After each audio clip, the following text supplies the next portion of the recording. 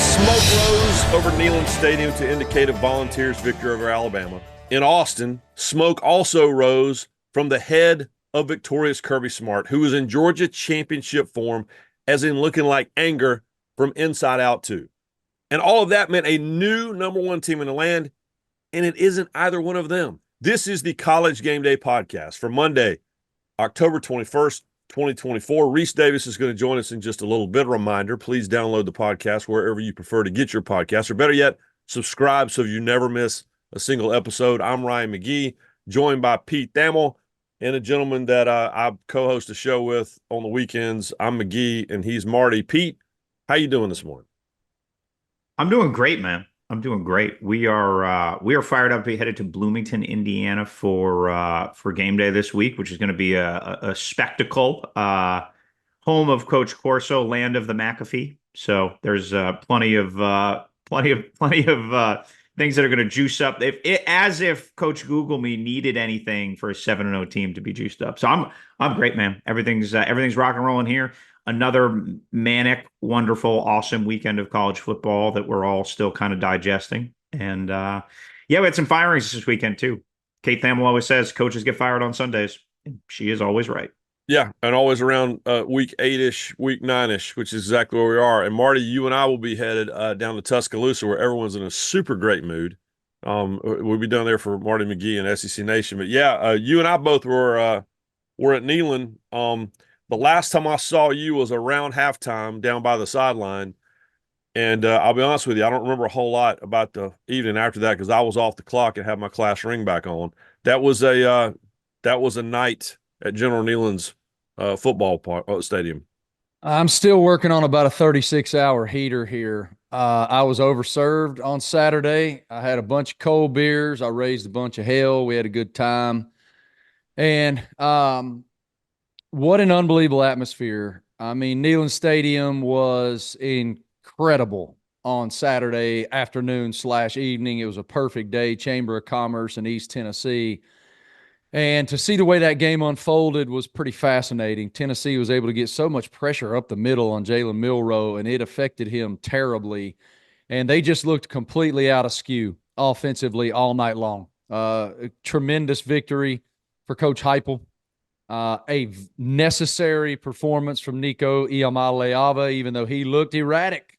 Even still, they won. I mean, they prevailed. And as Heupel said after the game, at this stage in this conference, that is what matters the most always, and they found a way. But I never thought I'd say my wife stormed a field, but she did. Has anyone found the girl who climbed the goalpost? There was like a 9-year-old girl I'm using, who went up on the goalpost and like was there above the din, and I just thought that was an awesome scene. Is anybody? Gentlemen, I was standing in the corner of the end zone. I kind of meandered near the end zone. I didn't run onto the field at all. I watched the vast majority of the game from the corner of the end zone, using every benefit that I have working for the worldwide leader and having access to the football field. I took advantage and just standing there watching. And this gentleman who was one of the heads of security walked over to me. He goes, "They ain't going to storm." I'm like, "Bro, they're coming." He goes, "Well, what about the goalposts? What do you think?" I'm like, "They're coming down." They're college kids who are living in the euphoria of beating their greatest rival. Of course they're coming down. Yeah, it was not. Well, my plan, and I'll say this too, this is one of the coolest things that's happened at Tennessee in the last half decade, because forever you didn't see former players on the sideline. You just didn't. You might have seen they might brought the guys in that were in the NFL and let's trot them out at during a timeout or whatever. But so many of the guys, particularly from the 90s, were so bitter because the phone never rang. And if they called looking for credentials, it was hard for them to get them. And so one of the coolest things for me, again, as a guy of the 90s, Pete, was I get to the sideline and there's Carl Pickens and Heath Schuler and James Littleman Stewart and Trey Teague. And I mean, all the guys, Joey Kent, all the guys from the 90s. And Al Wilson's kind of the ringleader of all this. And he said, "Dude, this is what we're doing now." And so all those guys, so my goal was, I told Big Al and Trey Teague and those guys, I said, I'm going to need protection. So if they come down, I need all the All-Americans to form a perimeter because I'm a little guy and I don't want to get run over. And I learned that from my dad. For years, if dad worked a game and the field was stormed, he would go straight to the wall and just slide his way out of the stadium, to the locker room. So the idea of the field storming is great. Pete, standing actually in the middle of it, as you know, that's not that fun. Did you run out there in the middle? No, I was perimeter, strictly perimeter. Yeah. I'm not doing that. It's funny how we operate, and Pete, you would operate this same way. Despite the fact that we have absolutely zero allegiance, and McGee, I know you took off your ESPN hat and put on your class ring, which you damn sure should do. But I don't have any. I want to see individuals do well with whom we engage all the time on these various teams. But I'm just, all of a sudden, your reporter hat goes on, and you kind of start walking around just to take in what it actually looks, smells, and feels like. And it was just an unbelievable scene to see couples making out, to see, like people genuinely in tears about what this game means. And so just a hell of a scene. And it's why I can't go away. Pete, we talk about this on Marty McGee. I'm curious to get your take on this. As we talk about conference, going to a 9-game SEC schedule, and now a lot of these games will become rotation games. And I think third Saturday in October is, and it's a game you've experienced. I think that's a sacred cow. That thing that should not be touched. And I think we saw all that, from the time we got up on Saturday morning until we, stumbled to the airport, late Saturday night, early Monday or Sunday morning. It's just, there's games you can't touch, and being prisoner of the moment of, well, Alabama won 16 in a row. Who cares? You see what it means to people. And so I worry about ripping your roots from tradition, Pete. Yes. And that's, to me, a really compelling balance in all this, right? Like OU Texas needs to stay in the same place. Alabama Tennessee needs to stay in the same place. But also Tennessee needs to play Texas A&M or whoever, that it, to give it that. One of the things that's been cool about this season is that conference play has felt like out of conference play, right? Yeah. Yeah. And with the size of these leagues, you're going to get some semblance of that now. There's going to be unique games that are only played every 4 years, 6 years, whatever it is, because of geography. And look, like, the schedule makers aren't dumb. Like, everyone's like, well, why hasn't Indiana played anybody? Well, it's because the people making the schedule wanted the good teams to play the good teams, meaning the teams that rate Indiana as having an awesome season. They do not historically rate. I think that's a you would probably say they rate worse than any other team in the Big Ten. Right. So there's So there's a bunch of masters being balanced here, which makes this all really compelling. I'm going to add on a field storm. My favorite part is after everybody leaves. When I was a print reporter, and you'd go to the interviews and then walk back out. I always loved to see what was left on the field, because I always thought that was really cool. I remember Alabama Auburn, kick 6 at Auburn. There, I saw a flip flop, a lot of fireball, and I saw a family taking their Christmas card photo on the bench. Like, they were like, oh yeah, because whatever, it's November. Like, oh yeah, well, get in here. We'll use this one. And like, you're so right. You're so right. All three of us came from newspapers, and so we still have that kind of mind when you're in that environment, and that's your context. Is you're mentally and emotionally documenting what you see from these folks who are living this euphoria, or watching the Alabama players exit the field, that absolute heartbreak, because here they are, Coach DeBoer, he's lost 2 games. And Pete, I think the statistic is this is the first time since Coach Saban's first season that Alabama's lost multiple games before November, and that was 2007. Yes. The Monroe year, as it is documented in the Alabama archives. Okay, gentlemen, I don't mean to cut you off, but I have been saving this for this moment. Hey, Rece Davis joins us now. I brought Rece can see me on camera. I brought something. I actually took this from Roman Harper as soon as the game. How you doing? I'm doing well. I'm glad to see that your fandom hasn't waned over the what is it now? You should be congratulated. Your alma mater has now won what, 2 of the last 18. That's pretty good. Hey, That's pretty good. Hey, That's pretty good for you. That's a cool. You're batting 111 there, so that's not bad. well, You look like Humphrey I was just Bogart telling with these that guys thing. that on the sideline at Neyland, one thing that has changed over the last several years is Josh Heupel has made sure to invite back the players from the '90s, and those are my guys. And so I'm standing around with Carl Pickens and Little Man Stewart and all these guys. And when we were all in school, I think we were 0-8. Tennessee was at that point, and then the 10 out of 12 started, and then the 0 for 16 started. And so, yeah, I'll take whatever I can get, Rece Davis. You know the deal. It's been a weird series of streaks, and this is the first time I looked back and like at least 30 years and maybe a little bit longer where it's gone, home away, and home teams won every time. It's gone home away. But you know what I mean in terms of win loss. So it's a little bit different. It was a weird game. I mean, you were there. I was watching on TV. It will not go down in the annals of one of the most beautifully played games of all time, but it certainly was intense and competitive, and it was a great win for Tennessee. Yeah. Well, and Marty, something you and I talked about was what we've been reminded the last few weeks is that Nico is really young. And, what do you need, guys, if you want to bring along a young quarterback? You need a good defense and you need a good running game. And Tennessee, thankfully, if you're a Tennessee fan, has had those things, whereas there are a lot of young quarterbacks around the country that have maybe one of those, backups or not, certainly not two. And so it buys you a little bit of time. And to me, it made the difference because Saturday afternoon was kind of the encapsulation of all that. That defense was masterful. Yeah, no, you're right, Marty. Tennessee's defensive front is real. I mean, I'm still not sure that how good their secondary is. I mean, even though it's great play in the end zone, but I don't know how good they have to be with all of those guys up front. I mean, they will cover a lot of sins in the back end with what they have up front. To your point, they were able to get pressure right in Jalen Milroe's face, and this is the best athlete in America. Every field he steps on, he's the best athlete. And they were able to get pressure right up the middle, right in his face, and they're so athletic. The edges were set, and so they were able to keep him in the pocket too. He couldn't see over them, and they just disrupted him to a degree he's not been affected.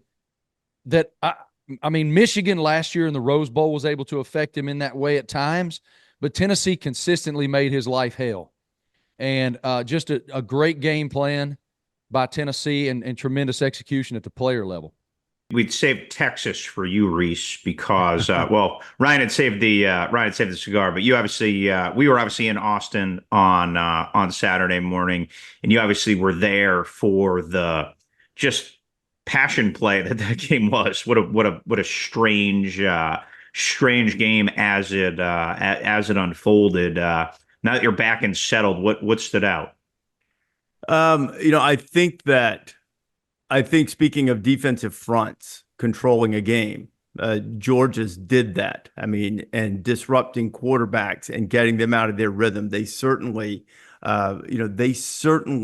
controlled that game and took apart Texas offensive line for the most part, especially in the first half. And then, even the move to Arch didn't really change that much. Arch was able to take off and run once, but, they went back to Ewers and Quinn played much better in the second half. Texas defense was fine, but all of the turnovers early, the sloppy play, Texas' inability really to do anything on offense and particularly on third down. I think they were 1 for 11 at one point. I'm not sure how it wound up, but I was watching the video board, and put up the third down conversions, and it would be, 0 for 7, 0 for 8, 0 for 9, 0 for 10.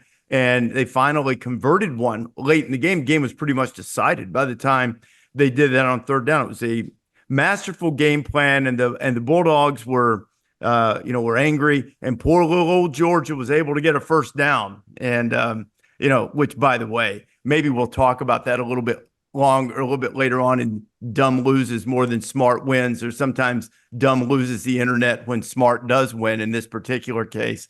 But, I do want to talk about the play that everyone is all over. And by the way, I immediately headed for cover when the bottles started flying, because I was like, I am not getting hit in the head over this. Yep. Brings some pressure against Beck, who stands and delivers on the sideline. It's intercepted. Picked up by Barron. Cuts back. Jahdae Barron still alive. Dragged down at the 9. There is a flag on the field. Interference. Offensive. Number 7. The ball be placed at the spot of the foul with an automatic first down. Raining. Yeah. Bottles down, and this is unfortunate. There was no defensive pass interference. Oh, my goodness. You know, Ryan, you are the officiating expert from the years with your father. But that was, in my judgment, an egregious look and error. Not in the call. They missed the call to begin with. That was not pass interference. And, you know, people will say, well, it all came out right. Well, you know what? No, it didn't. Because what happened is now you brought into the equation this notion that, because like Kirby Smart said, not only because the bottles were thrown on the field, but because whether they did or didn't, on a non-reviewable play, they played the interception on the video board, and that's when the fans went crazy because it was an awful missed call. Well, those happen. You know, officials make awful missed calls, but they spotted they made the announcement, they spotted the ball, they got ready to play, and the bottles came, and then they changed their mind.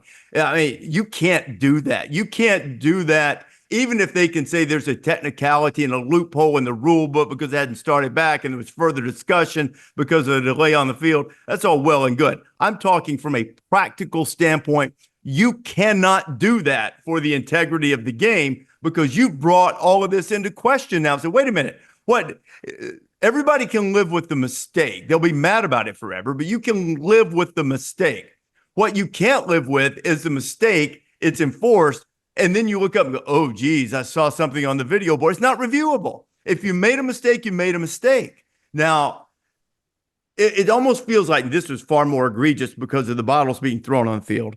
But it feels a lot like the Miami-Virginia Tech play at the end in that, but to a much more severe degree, in that they got the call right, sort of in the end, or closer to right than they would have otherwise. But the steps they went through were just really a black eye and just can't happen. And I thought there needed to be a stronger statement from the conference, and there needs to be a stronger statement from the officials about this, because you don't need to do this. And this is another reason why the head official should have to go in and answer questions, at least for even if it's a finite period of time. Even if they say, okay, I'll make up a number. We're going to take 7 minutes, and the clock starts, and you've got 7 minutes to ask questions about the calls that were made on the field. Step in there and be accountable for that, because that was a terrible look for a game on that stage. Yeah, and even if you're just taking the coordinator for that conference, and they have to answer the questions, because I want the dude on the field, Ryan. But I'm saying the coach has to, right. But I'm saying let someone, him. Yeah. I mean, like someone needs to say something. But I, one of the things that Dad always preached and taught, and was taught by his mentor when he was working small college football, was, let your mind digest what your eyes have just seen. And that's why I always defend officials when it comes to, man, it took them forever to throw that flag. No, it didn't. That was him thinking about either he or her thinking about what they just saw, or when they do have the discussion and they pick up the flag, don't rip them for it, because what they're trying to do is, but you're right. This situation was, I'll tell you another story about Dad. Way before replay, he would always tell a story in jest that very rarely would he work games in NFL stadiums. I think he was doing the Kickoff Classic at the Meadowlands in the 90s. And, they got a video board, and there was one time where they're all in the huddle discussing the call, and Dad says, "You guys keep talking." And they go, "Why?" He goes, "Because I can see the video board." And this is way before actual replay. But that's kind of what this was. But but the expiration date has passed. That's the problem. The problem is there is a finite window where this needs to take place, and it's okay to take your time. It's not okay to take extended time and to take overtime. And that's what happened here. And so, Kirby Smart, who I believe can speak his mind a little too strongly sometimes emotionally. I'm worried about him health-wise, to be honest with you, the way he overreacts to everything right now, like we saw a week ago at Mississippi State. But he's not wrong, which is you can't try to set a precedent, because now you're telling the people in the Coliseum that they can alter the outcome of the game. And that's the problem is that. But yeah, there needs to be accountability, and it can't just be a tweet. It can't just be an emailed statement. It has to be someone sitting there answering the questions. And more than likely, when a game is that big, more than likely the coordinator for the conference is on site. And so even if it's him, someone needs to sit there and answer the questions. I agree with that. Why do coaches have to hedge on their opinions on officiating? I don't understand that one. Kirby's pissed off at the whole world, and had a right to be, because of how all that unfolded. And yet he has to say, I don't know what I can say. I want to make sure that I respect the conference. Why? I genuinely don't understand that. I know that the coaches are implored not to make it about the referees, and that is fair. But when there's something that is that bad, I think it's fair that you don't have to hedge and say, well, look, I want to honor the conference, and we work in the conference all the time. But I think you should be able to say what you want. I agree, Marty, but I do think also that when you are in that position, sort of one of the situations to whom much responsibility is given, much is expected, there's a certain level of decorum and reserve that is demanded, because Kirby Smart, Steve Sarkisian, any of these guys are in a very powerful position in terms of how they can impact the belief in the integrity of the officials. I agree with you that they should be able to say, I didn't agree with that call or whatever, but I do think a little decorum is good, but because just as you pointed out, though, as Ryan's pointed out, he's so mad and he's so saying stuff, and ESPN's against him, which is utter nonsense. I must have missed all the thank you notes for all the good stuff we've said about him over the last several years. But it's such nonsense. But anyway, some decorum, yes, but I agree with you that officials need to be respected. That doesn't mean they are above what all of the rest of us get, which is, evaluation and critique of our job performance. There's always been this desire for anonymity. And, we're talking in the officiating world. And as the internet arrived, and as we got to know these guys, just like we got to know the guys in the NFL all those years, who had full-time jobs, by the way. The college football officials, none of them have full-time jobs. They're all, bankers and CEOs, and in some cases FBI agents, and then they work football games on the weekends. But there's an anonymity to it. It's why you no longer hear the announcement prior to the game. Here's your officiating lineup: umpire so-and-so and so-and-so. Dad used to work games, and they would say, Jerry McGee, field judge, graduate of East Carolina. Well, now all the NC State fans hate him because, but there's an anonymity to it. And part of the problem too is, quite frankly, is a safety issue, because if Kirby Smart calls out a referee particularly by name, it's a legit safety issue. And so this is a new age, and there's a lot of old rules and old ways being applied to how this is handled. And there has to be some sort of evolution to it, because it's messy. It's complicated. I feel a couple points real quick. You tell it's a hot topic. All of us want to jump in. But first one is, I feel you, Rece. When you are someone that makes dozens of millions of dollars, okay, you are the tip of the spear, and you're so right. To whom much is given, much is required. And you have to be the voice of reason. However, in the context of that particular moment, Kirby had already gone on television with Molly and said, they tried to rob us. Nobody gave us a chance. Your whole network doubted us. Nobody believed us. And then they tried to rob us with calls in this place.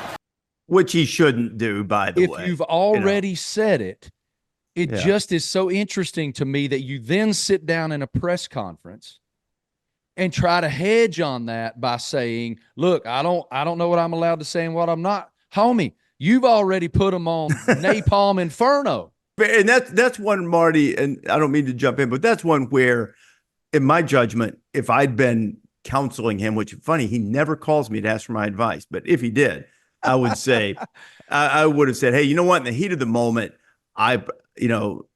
big win for us. I'm still a little bit mad about that call, and I probably overreached and said something I shouldn't have early, to Molly, and I want to walk that back a little bit, and Pete, that would have been reasonable too, I think, Yes. So here's what I think is most interesting going forward in this. The cherry on the incompetent Sunday of that sequence was that they didn't penalize the fans for throwing the bottles there. Yeah. Right. So to me, and again, I don't want to be like, oh, it's a dangerous precedent going forward, but what's the student section at fill in the blank, crowded stadium at a night game going to think next when the Jumbotron shows their team gets robbed? Well, let's have an insurrection.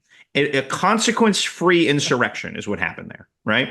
And that's just that's just not smart for the officials to have done that. Like, they should be fined, scolded, however they handle their stuff internally, for at least not doing something punitive for that series of events. Because at the very least, instead of Texas being on the 9 or wherever they were, they should be set back 15 yards. Because you can't let the denizens take over. Like, you can't, this isn't American Idol, right? And that's what the precedent there is. Somebody else is going to try this. And again, it's not doom. I'm not trying to be doomsday or anything, but I just thought of a just mind-bending sequence. So when the ref came up to talk, there was 0% chance in my mind that they were going to reverse that call. 100%. I'm just like, I literally stopped and was like, what? How? And then you don't even process that, because they had brought on TV, they had brought the rules expert in to talk about, like, they'd already gone past the PI and they were talking about how to handle the bottles on the field. And if the call had stood as it originally was, I had no problem with no 15-yard penalty there. Give him a stern warning. Let Sark get on the mic like Justin Wilcox did earlier in the year, whatever. But to me, that's like the legacy of this is a thorny precedent. Earlier, and sort of a couple things to wrap this up. I mean, you could do a whole podcast complaining about officiating calls, and it's why I'm always hesitant to do that on game day, because you can cherry pick and nitpick a missed call here or there. Obviously, this exceeded that in terms of scope. But Ryan said earlier about this concept of the slow flag, which I 100% agree with. Talked to basketball and football officials about it over the years. Make sure. And I have no issue with that. The issue I had is what you guys were talking about, was like the further discussion after the announcement was made. The discussion needs to come when the flag's thrown and everybody gets together, and then everybody needs, it's sort of like you guys did that thing on the fall weddings on Saturday. It's a speak now or forever hold your peace. and then later on, if you screwed it up, then deal with the consequences. The other thing is something else that I don't know if it helps it or not, because people are complaining. You watch games on Sunday and people are complaining about the officials because it's an extraordinarily difficult job. All the jobs are difficult, but this one is too. And, I think I'm right in saying the NFL officials are full-time employees. I think the college officials are not. And there's been this idea that perhaps the college officials should be, that maybe some of the revenue that's being generated should go in that direction. And I would applaud that. I think that's a very good step forward here. You can streamline it. You can enhance the accountability. You can keep people from being distracted or diverted in their attentions. And I know these guys do a great job every week. I mean, I always feel like Billis is going to make fun of me if he hears this, because we always laugh about this. Of course they do. But when something happens like this that gets sideways, you have to ask yourself, would more training or less training be better? Would more time devoted to the craft without another job be better, or would that be not as good? Well, I think the answer is pretty simple. It would be better. Okay, so then what does it cost? How do you pay for it? Where in the world will they find the money? Right. They will. For Georgia people who like to get on the X machine, that's what's known as sarcasm. That's what's known as facetiousness. You say things and you it is obvious to the vast majority of the people that you don't mean precisely the words that are being used, that you are doing it for effect. It's a long-standing communication technique. I'm surprised that some of the people on the X machine are unaware of this. It's really funny. I'll give you. We do this every week. We'll go ahead and do it now. Why not? We do the dumb loses more than smart wins. So I try to make it a habit not to really go into the X mentions. So my son tells me yesterday, and he calls me up. He's laughing, and he goes, every now and then, I'll search your name to see. Oh, and he said, on the X machine, no. he said, I did. He said, he was laughing. He goes, the Georgia people, he said, this was the best one. He said that somebody said they played the clip of you doing your poor old Georgia thing, where I was obviously being facetious. Pete knows I picked Georgia to win the game. Love Georgia. By the way, Rece Davis was like so bullish on Georgia. He was the only person who was like convicted, stand on the table, saw this coming in an obvious manner. The only person, because we had nothing else on the graphic, right, Rece? Yeah, no, nothing else. Nothing else on the graphic. So Christopher tells me, my son Christopher tells me about this clip in which they play me basically reciting stats saying Georgia's defense has not been Georgia-like, which is all verifiable fact if you look at the statistic. And then the other one, just the poor old Georgia. And they're going, see, eat your words. And he said somebody then responded and said, I think he was being sarcastic. $1 to that person. And then the person came back and then responded, it doesn't matter if he was sarcastic. He said it. Hence the definition of sarcasm. Yeah. This is what we do on the Marty McGee television program. When something like that happens, we do this. Yeah. Yep. Here's I like to educate the people. Ryan and Marty and Pete, I want to educate the people. So if that person happens to be listening, hoping for me to, tuck my tail between my legs and they can gleefully hear me, say, I'm sorry. I'm so very sorry. Like John Cleese in A Fish Called Wanda, where you're being hung outside a window, upside down. I'm so sorry. That's a modern pop culture reference for Rece Davis, by the way. That's like Marty. Marty's the same way. Yeah. That's a great one. You know what? I did that. I digress here, as I often do on this podcast. I did that and recited the line one time when I'd said something. I made fun of Kentucky, and they ended up beating Florida. So we were at TCU, and we went up in a dorm room, and Kenley, our security guy, and a couple other guys held me upside down, and we shot it so it looked like I was just standing there, like in a Kentucky jersey, apologizing. And then, as they do in the movie, you flip the camera around to reveal that I'm being held out of a window upside down by my feet and sort of being forced to say this.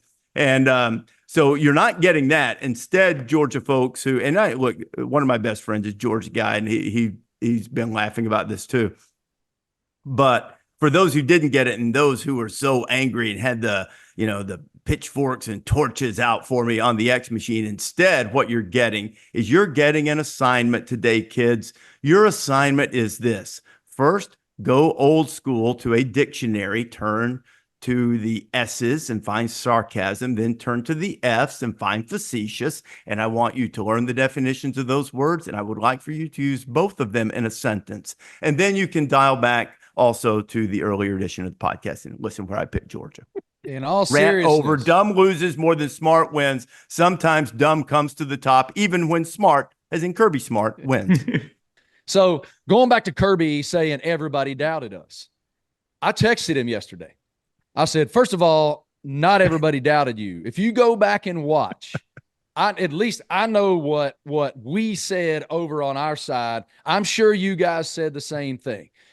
For the last 18 months prior to the University of Georgia Bulldogs losing to Alabama in Tuscaloosa, Kirby's been tighter than Nick's hat band. Yep. All right.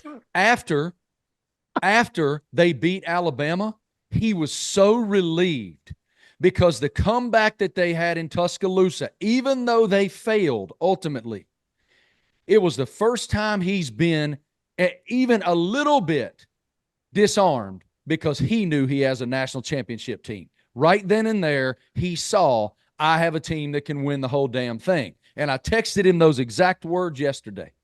And to his credit, he did respond. He said, bro, We're playing the number one team on the road in the Southeastern Conference in prime time. We're supposed to be doubted. So at least we got a response from the source. The They best also part hadn't was, been an underdog in 49 games. Yeah, So, it's like, So poor old Georgia. Yeah, every 50 games or so, somebody's going to pick against them. You know? that's the best part is, so it was we do, Marty and I do these talking season specials at the SEC Media Days. Been doing them for like 6-7 years now. And I remember it was probably Marty, 2 years ago. It was their back-to-back national champions. And we talked to Kirby and we showed him the video of one of my all-time favorite Kirby Smart clips. They finally win the SEC championship. Like all those years of being so close and can't even get to Atlanta. When they do, they can't convert on fourth down. And they finally win the SEC championship. And I'm going to never forget, CBS cuts to Kirby and everybody's jumping up and down and cheering. And he is screaming at the headset guy, like red in the face. Like, wonder where he learned that. He got it out. That was about him. Exactly. Say, screaming at the headset guy. And so we show him the clip. He goes, "Yeah, you know what, guys?" He goes, "I just don't feel like I'm like that anymore." He's worse. He's so much worse this year. I told the story about when I was there the week leading the Alabama game, and he came stomping down the stairs. I go, "Hey, Kirby, good to see you." He goes, "What is this for?" I go, "It's for Sports Center." Okay. And I asked 5 questions in a little less than 2 minutes. And then before he could shake my hand, he went right back up the stairs. And it's just, he's in Saban mode. And it's just, but he told us he was done with it. And then they didn't win their 3rd straight national championship. And he's like, "All right, that didn't work. Nice guy didn't work. We're going back to the old deal." 117 games to win his 100th as the head coach at the University of Georgia. That is one better than the GOAT. It took Coach Saban 118. So we can sit here and have fun with him all day long, but the proof's in the dubs. Yep. And he is just, I mean, it's remarkable what he's doing in this iteration of college football. And Pete, you know this. You talk about this. I don't remember a season where there was this level of parity. If you would have told me, even though he's Google me Cignetti, I wouldn't have told you Indiana would be doing this and that you guys would be going to Bloomington. I think, like, when we look back at 07, remember the wild 07 season that sort of defined the madness of our sport. When we look back at this season, and I think there will be documentaries and books and such written about this season, because there's confluence of so much change has culminated here. I do think that Alabama loss at Vanderbilt is going to epitomize how different college football is, just like the Indiana insurrection. And honestly, in a really interesting paradox, just like Army and Navy's continuity are allowing them to win. So there's 2 thoughts here. One is Vanderbilt went and took half the New Mexico State staff and their star quarterback, and they went from a winless SEC team to a functional SEC team that is now ranked in the Associated Press top 25, right? That was not possible pre-portal, pre-NIL, et cetera. It's just simply impossible. You had to get the 17-year-old from Brentwood High School, put 30 pounds on, and build it and hope everything came together and hope you had a quarterback. Now you're like, we'll take your coach, your scheme, your quarterback, and we'll juice this thing up and give us a chance. And the portal also has diminished the top. And all of a sudden they met in the middle on the field in Vanderbilt, and the result was a goalpost ending up in a river going down Broadway. So that's one thought. Hey, everybody. Is there. Continuity, to me, still remains a competitive advantage. And when you look at Army and you look at Navy, we can make a joke about Clemson here too, because they're the only ones who didn't take anyone from the portal.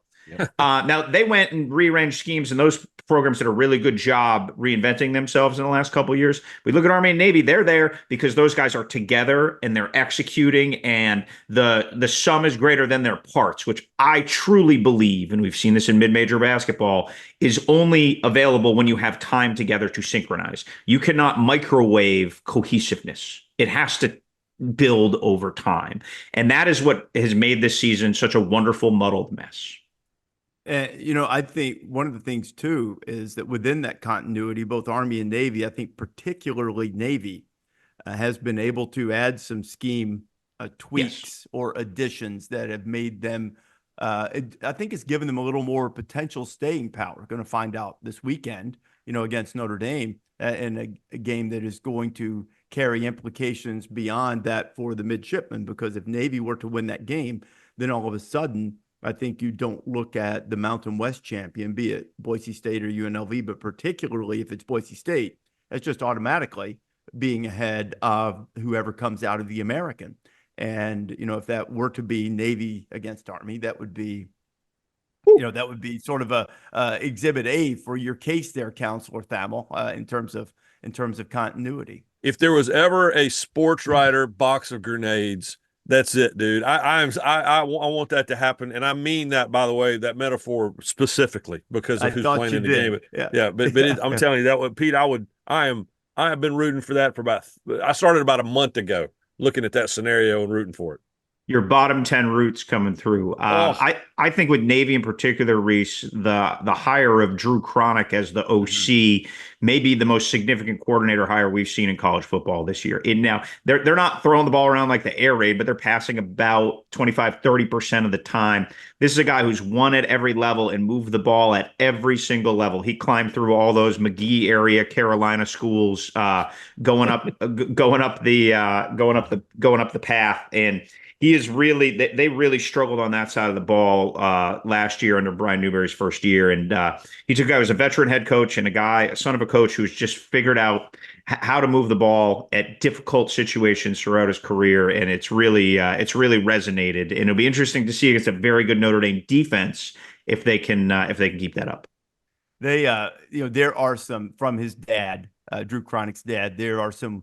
There's wing T influence and all of that, and some sports writer, because we always, as broadcaster sports writers, you look for the catchy little thing. So I was texting with Drew last week because we did the film room with Nick Saban on their offense. So, and I met Drew years ago when he was at Lenore-Rhyne, and I said, do you use this sling T terminology? Is that what you like to call it? He goes, honestly, man, it makes me cringe. I'm like, okay, we'll eliminate that from the vernacular on TV. So, somebody had come up with that. But, Drew played at Georgia, and Jim I was talking with Jim last week, and Jim told me a story about, I think it was a Liberty Bowl game that wanted to get Drew in there, and Drew wanted to get in late. He'd been a great team guy, and I think he was a receiver, if memory serves, but they wanted to get him the ball, so they just stuck him at running back, and they gave him the ball in there, and he said Drew hit that thing like 1,000 miles an hour, hitting that hole wide open, sort of like he has his coaching career. So he's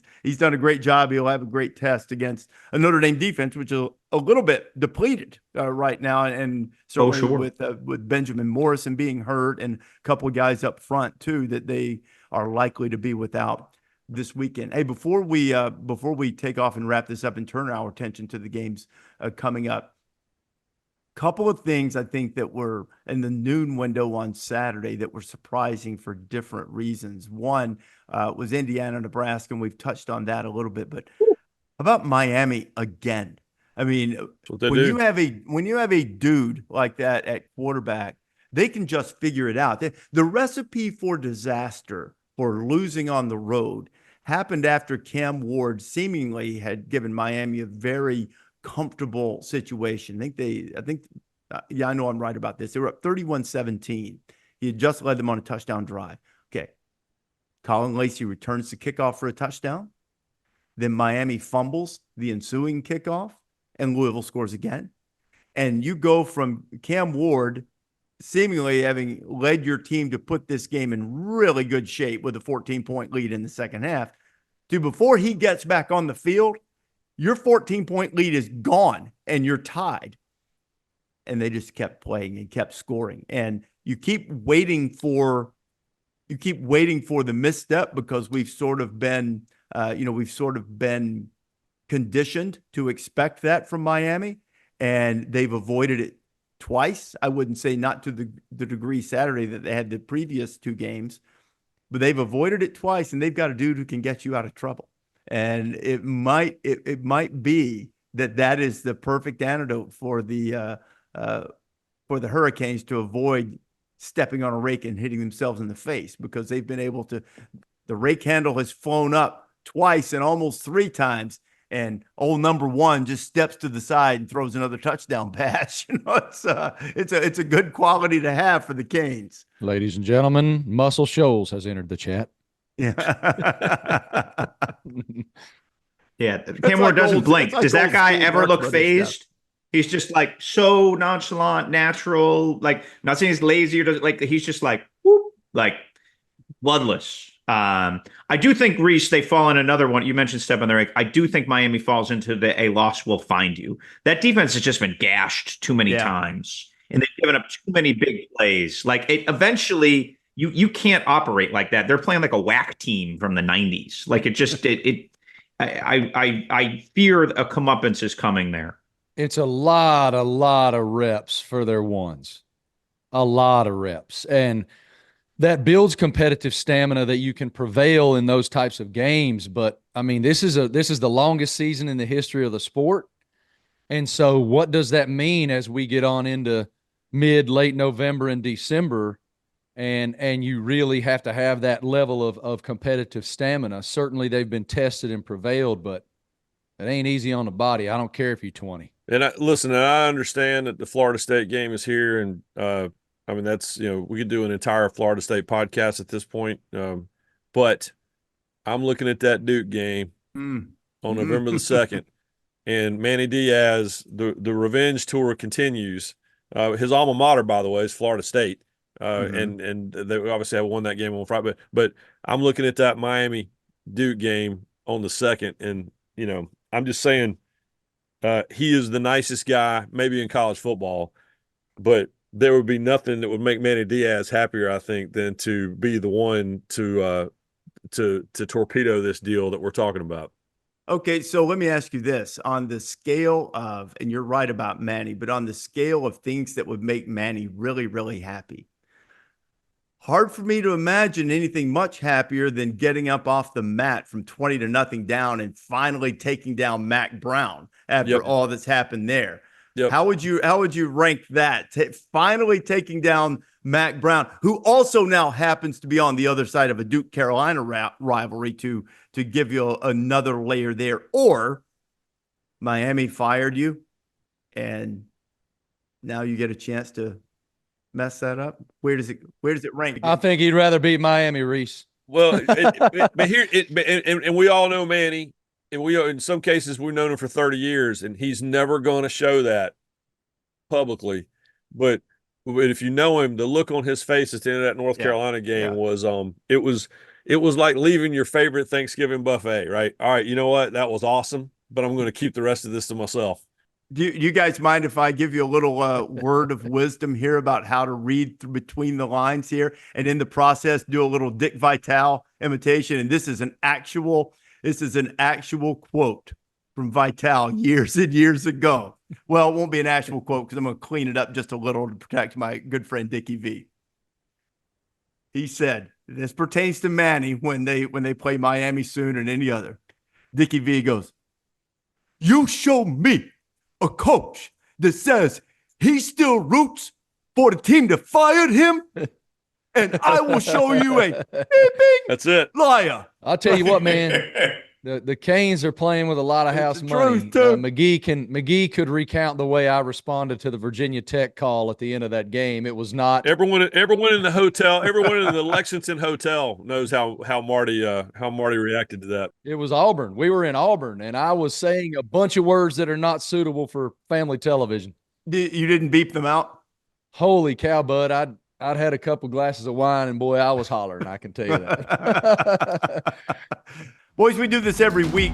Don't know that you can think of a best in the game that would be more epitomized by anyone other than Missouri quarterback Brady Cook, who came out of the MRI machine hospital and back to Faurot Field to lead a fourth quarter comeback and snatch victory from the jaws of defeat against Auburn and keep Missouri somehow, some way in the mix as a one-loss team. I'm giving it to Brady Cook this week. How do you guys feel about that? Did you see his quote where he said people in the tailgate area were giving me strange looks as we pulled out in the trainer's car? Is that the In the portal era, like when you think about it, Rece, on a broader scope level, that level of conviction for that, all that kid ever wanted to do was play quarterback at the University of Missouri. It's all he ever wanted to do. That was his dream as a player. And to go have this MRI on this ankle injury and then to come back was such a keen indication of his devotion to the university, to the desire to be great for the university and for his teammates. And in this era of college football where guys are like, nope, I'm redshirting, or nope, I'm out, or nope, I'm not, nope, nope, nope. For him to take that approach, couldn't agree with you more. I mean, he certainly is a great choice. And they'll have a great challenge coming up this weekend too, as they move forward and try to stay in the mix when they go to a wounded and reeling Alabama, and so many great games, and including, we'll talk a lot more on the podcast this week about the trip to Indiana for the Washington game and Lee Corso's return to a place where he injected some energy into the football program, and certainly they have it there in Bloomington. Thanks for listening to the College Game Day podcast. We urge you to subscribe or download wherever you prefer to get your podcast.